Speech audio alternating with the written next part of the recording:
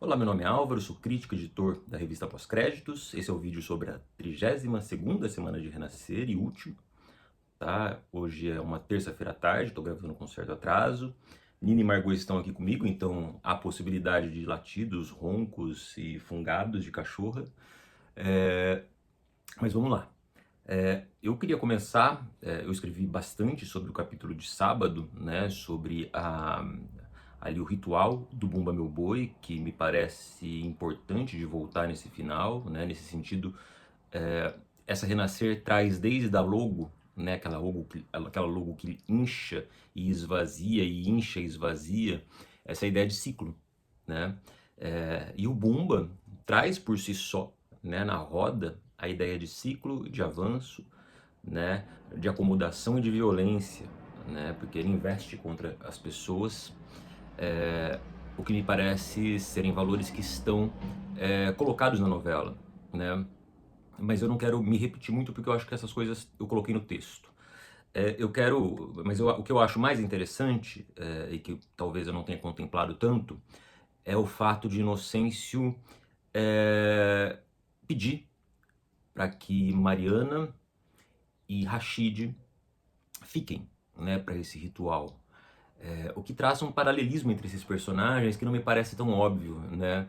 Mas cada um deles, de certa forma, faz em Inocêncio, para Inocêncio, um ritual de renascimento, né? Rashid, quando o salva, né, lá no primeiro capítulo, Pepelado, né? E Mariana, agora, nessa última cena, mas também, ao que tudo indica, nos próximos capítulos, né, quando ela estiver ali, né, não sei se será ela a assassina ou se ela vai urdir o plano, né? É, então, me parece que há esse paralelismo inevitável entre esses personagens e que vão descobrir, de certa forma, né, ali, Teca e Mariana, por exemplo, esse parentesco, né, com Marianinha, né, porque ao que tudo indica, nessa versão, diferente da original, Marianinha foi violentada por Belarmino e não pelo pai, como se especulava, né? Então isso é diferente da Renascer original. Na original, supunha-se, né, que o responsável por essa violência sexual tenha sido o pai, né, que engravidava a própria filha. Então tinha esse traço do incesto, né? O que já traz um certo peso para aquela trama, né? E só que isso era revelado no final, né, com a volta da carta, que eu confesso que eu nem me lembrava que aquela carta voltava no final, eu me lembrava dela ser queimada e tal, e depois ela volta pelas mãos de Rashid, né, que enganou José Inocêncio, e eles leem juntos a carta, não falam exatamente o que está escrito, né, não é uma narração, mas Inocêncio especula então que foi o Venâncio de fato, né, quem violentou a própria filha, né, e, e isso estaria na carta, né. E nessa versão, ao que tudo indica, o responsável por essa violência foi Belarmino, né, o que traz toda uma história de violências que esses coronéis, né, inclusive sexuais, né, produziam em suas fazendas, né. É, então, de certa forma, o destino vai colocar ainda mais próximos esses personagens, né, Rashid, Teca e Mariana, né.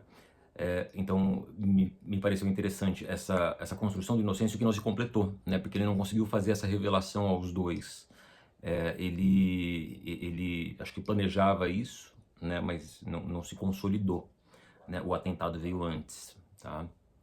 E Mariana tá ali no momento do atentado, o que também me parece bem melhor do que no original, né? Na original ele é resgatado por não, desculpa, por Augusto, Buba, tem mais alguém, eu não me lembro quem que estava junto, tá?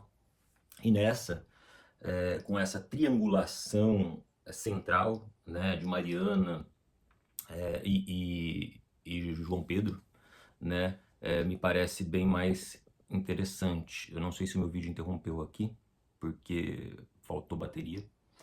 Então, vou repetir. Estava falando da triangulação original, que me pareceu mais interessante agora, nessa última versão. né? João Pedro e Mariana resgatando Inocêncio, né?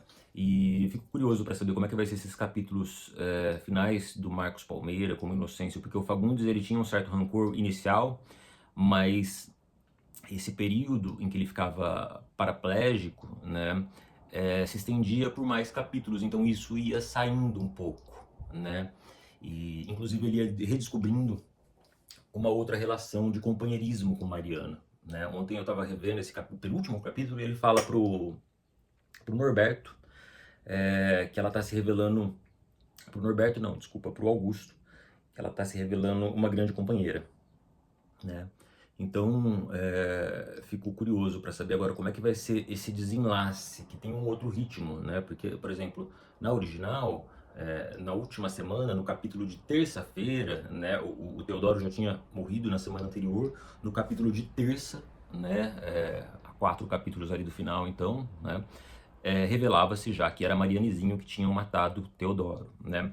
E a cena da revelação é muito boa, mas depois, sobretudo, o tratamento que é dado a esses personagens, auzinhos sobretudo, né? Que termina quase como uma chave cômica ali, eu não acho tão interessante. Então, eu fico curioso, né? Essa semana tá criando essas situações em que muitos personagens podem ser o assassino, né? Ainda que a novela me pareça que não vai investir em quem matou, até porque não tem tempo para isso, né? Mas há uma série de possibilidades ali, né? Dessa morte e acho que é inescapável que Mariana esteja envolvida, tá? Fico me perguntando sobre Eliana e Damião, que acho que são personagens que também poderiam ir por esse caminho. Se Damião for cúmplice mesmo de Mariana, como se tem especulado, como se tem dito pela imprensa, né? Vai ser interessante, porque eu fiquei pensando muito nisso, né? Damião e Eliana, nessa trama, que é uma trama menor, com menos capítulos, né? Eles têm uma trama, eles têm um arco interno, sobretudo, de maior, tá? Eu acho que acontecem mais coisas, mais desencontros, né? Entre eles, mais conflitos externos e entre eles também, tá? E, e é isso, porque Eliana, ela acabava como coronel, e nessa ela já passou pelo coronelismo e agora ela tá atuando como jagunça praticamente, né? E Damião, o Damião do Jackson Tunis, ele era um sujeito faiscante, arisco, ao longo de toda a novela. Então, ele sempre tinha essa coisa de um certo perigo iminente. E o do Xamã, eu acho que vai perdendo isso. Ele vai sendo colocado nesse lugar de subalterno, né? De empregado que vai passando por essas pequenas humilhações que vão aumentando cada vez mais até chegar à humilhação da semana passada, daquela cena do casamento, né? E aí é curioso, o público, né? Esse homem diz que tem 30 mortes nas costas, mas quem que é esse homem que agora parece que engole tudo, né?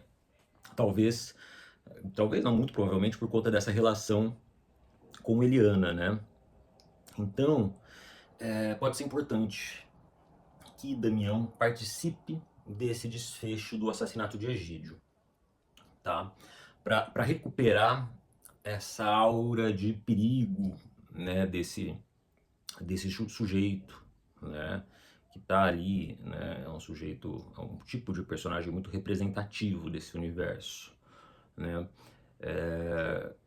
Então, esse Damião me parece vir com tintas muito diferentes. E até na original, a essa altura, já no final da trama, ele ainda estava mais ou menos ali. Ele fala pra ele: a Ritinha não quer mais nada comigo. E isso já foi faz tempo, né? Esse término dos dois já aconteceu e essa trama já evoluiu já. Né? Aliás, Ritinha é uma personagem que acaba com um final melhor. Era um dos finais que me incomodavam da Renascer original. Aquela moça que era empregada da casa, que engravidava do filho do patrão, que era racista, né? Mas que assumia esse relacionamento, esse filho, porque o pai obrigava, né? E isso não faria sentido agora, né? E me parece que Ritinha teve um final, né? Aponta para um final muito mais interessante. Eu já não sei se eu já não falei isso semana passada, tá? Porque a essa altura do campeonato é possível que eu esteja já me repetindo em uma série de coisas, tá? Então eu queria comentar sobre isso, sobre Mariana, Rashid, o Damião, tá? Ontem teve uma cena muito bonita de Norberto, que ganha um conflito próprio nesse sentido, né, nessa reta final. Ele tem um conflito, Norberto, que é essa saudade, essa falta de Jacutinga, mas esse conflito era muito interno na primeira versão. Né? Depois ele começava a ganhar um pequeno conflito ali, porque ele meio que se encantava com Lourdinha, né, que se apaixonava por Zinho, enfim, tinha esse triângulo amoroso que nunca acontecia de verdade, que de certa forma foi replicado nessa, né, e, e ontem teve essa cena, né, ali muito forte da Lucy Alves com o Matheus Nastergaile, em que, enfim, né, eu também escrevi sobre isso, não vou ficar me repetindo, tá? Mas acho uma das grandes cenas e uma cena que me levou a pensar uma coisa que me parece importante. Deixa eu ver se meu livro tá aqui. Vamos ver, depois eu corto isso. Tem um livro que eu uso em sala de aula, esse aqui. As séries televisivas do Jean-Pierre Squinazzi, que é um livro numa edição portuguesa de Portugal. E o Jean-Pierre Squinazzi, ele vai fazer uma divisão que outros teóricos fazem de séries imóveis e séries evolutivas, também chamadas às vezes de séries e seriados, né? E ele vai falar que as séries evolutivas, que são essas que a gente pode, que a gente tem que ver numa determinada ordem, né, porque os episódios não se fecham, ou pelo menos não se fecham de maneira o bastante para agradar o público, né? Então são séries que têm arcos que duram por vários episódios, às vezes pela temporada inteira. Ele vai falar basicamente de dois grandes tipos dessas séries, né? As séries corais e as séries folhetinescas. As séries folhetinescas são muito próximas do que é a nossa telenovela, tá? Arcos longos, conflitos que vão se estendendo e que são cortados ao final de cada capítulo em momentos muito específicos para deixar o chamado gancho, né? Eu corto no momento em que a expectativa do público está lá no alto e esse público volta no capítulo seguinte, né, para continuar assistindo. Então, essa pro Squinazzi são as séries folhetinescas, que é muito comum, é muito próximo da telenovela. A novela tem gancho, Renascer tem gancho. Mas Renascer, e também Pantanal, a última versão, eu acho que muitos dos capítulos terminam com o que o Squinazzi chama, muito próximo do que o Squinazzi chama de série coral. O que é a série coral? São séries que passam, que também tem arcos que atravessam os capítulos, né? O José Roberto Sadek, que foi meu orientador, lançou um livro agora de série, ele falou, inclusive, ele fala isso, que as séries evolutivas, né, tem capítulos e os seriados, que são episódicos, né, mas enfim, uma digressão.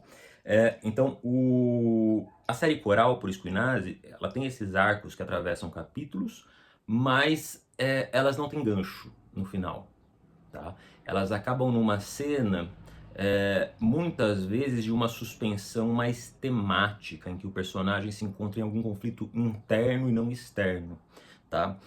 Uma série que faz isso de maneira genial é o Mad Men. Mad Men é uma série coral que a grande maioria dos episódios não tem gancho no final, tá? Mas tem outras, né? Six Feet Under, eu acho que faz isso muito bem. O próprio Sopranos faz isso, tá? Tô pensando aqui em alguma série mais contemporânea tenha visto, não me vem nenhuma cabeça agora, assim, né? Eu tô ficando meio tio, eu percebo isso nas minhas aulas, que eu fico falando de série velha, tá? Mas, basicamente, as séries folhetinescas, então, são Lost, DLC, né? Aliás, uma boa série que acho que todo mundo viu, que muda, né? Vai da série imóvel para a série evolutiva é House. House é uma série que tem 3 temporadas praticamente imóveis, eu posso ver qualquer capítulo em qualquer ordem que eu vou entender aquela trama, e depois ela se torna uma série evolutiva, sobretudo a partir da 4ª temporada, né? E aí eu não posso mais ver em qualquer ordem. Voltando a Renascer. Renascer, então, o desfecho de ontem, por exemplo, com Norberto abraçado com Lilithzinha, né? Voltando, restabelecendo um equilíbrio naquelas relações, né? Me parece um desfecho de série coral, de narrativa coral. Porque vamos supor como seria essa mesma cena se terminasse num gancho, né, de maneira mais folhetinesca. Eu acho que o corte estaria ali no momento em que Lilith fala para ele que ele pode ser o pai dela, tá? Corta, acaba o capítulo, eu tenho que voltar no capítulo seguinte para descobrir o final dessa história. Não é o que que acontece, e esse tipo de término, de fim de capítulo, em que não está necessariamente no ápice, né, em que há um certo desenlace de alguma situação, me parece recorrente em Renascer. Então, a novela, nesse sentido, apesar de ser um folhetim, ela me parece estar emprestando de um outro tipo de serialidade, o que faz dessa novela, eu acho que uma narrativa complexa também, não só por isso, mas acho que entraria no que o Jason Mitchell pode chamar de narrativa complexa, tá? Porque é uma narrativas complexas para o Jason Mitchell, elas são narrativas que não basta que a gente veja a história, essa narrativa precisa expor suas engrenagens. E aí volta ao Norberto, né, que é esse personagem que expõe as engrenagens da narrativa, seja falando que a novela está no fim, que os casais estão se acertando, né? E aí acontece uma ironia ao fundo, José Bento correndo atrás de Kika porque não se acertaram ainda, né? Seja naquele momento de ontem que ele olha para a câmera e fala: apertem os cintos que vai ser com emoção, né? Então esse personagem me parece um personagem que de maneiras muito intrincadas vai expondo através dessa brincadeira com a quarta parede, que eu acho muito curiosa, até comentei com o Matheus Nascergalli sobre isso, como não se esgotou essa brincadeira, como roteiro, direção e ator conseguiram maneiras de reinventar e sustentar esse artifício até o final, tá? Então, Renascer me parece uma novela que, em alguns momentos, em vários momentos, faz questão de sinalizar a sua construção narrativa ao público. Às vezes, inclusive, pela direção, com algumas cenas que são evidentemente muito rebuscadas ou que colocam a câmera em lugares em que são incomuns, como ponto de vista do drama mais clássico, da dramaturgia clássica, ainda que eu ache que continuemos dentro do classicismo, né, desse sistema de Star System de estúdio, tá? A novela vai se desenhando para um final bastante diferente. A novela original era muito melancólica, né? No final, os personagens vão partindo. O final do capítulo de quarta para quinta é a partida de Yolanda, né? Dona Patroa, ex-Dona Patroa com Rashid. É, Minto, não, depois ainda Joaninha parte. Logo depois que Dona Patroa parte, Joaninha parte, né?